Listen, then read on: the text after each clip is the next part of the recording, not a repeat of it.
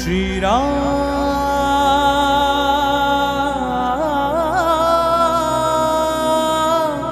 Jai Shri Ram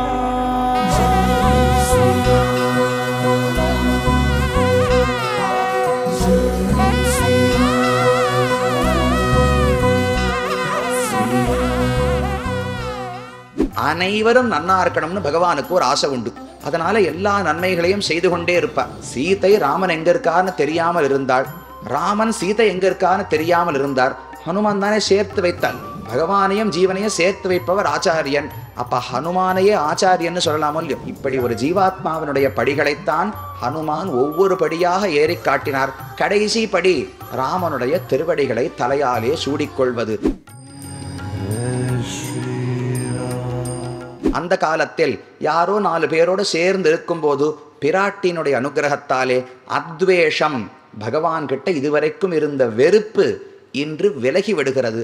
விலகின உடனே பகவான் வந்து முகம் காட்டி நமக்கு அனுகிரகிக்கிறார். அனுகிரகிச்ச உடனே அவர்கிட்ட பற்று வந்துடும். அதுல ஏதோ ஒரு ஜீவாத்மா அந்த நன்மையை பயன்படுத்தி கொண்டு அவரிடத்துல அத்வேஷம், விலக்காமைங்கிற ஒரு எண்ணத்தை ஏற்படுத்தி விடுவாரோ இல்லையோ?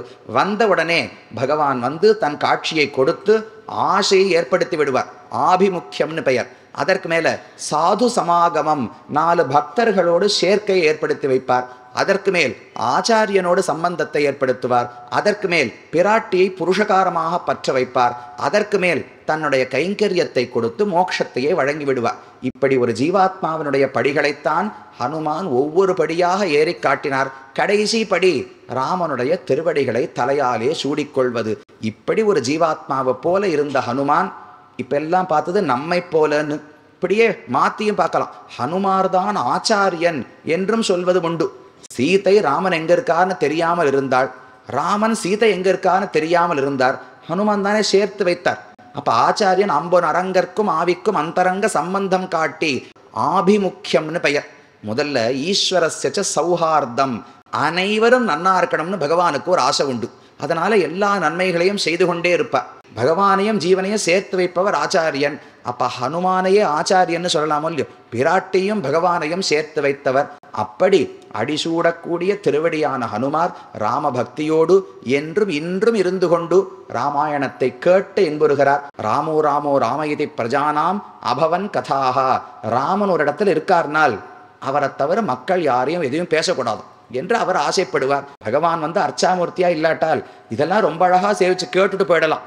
கடைசியில நேர்ல சேவிக்கிறதுக்கு ராமன் மூர்த்தி இல்லாவிட்டால் கேட்டது கேட்டதோடு நின்றுவிடும். ஒரு கைங்கரியமும் பண்ண முடியாது.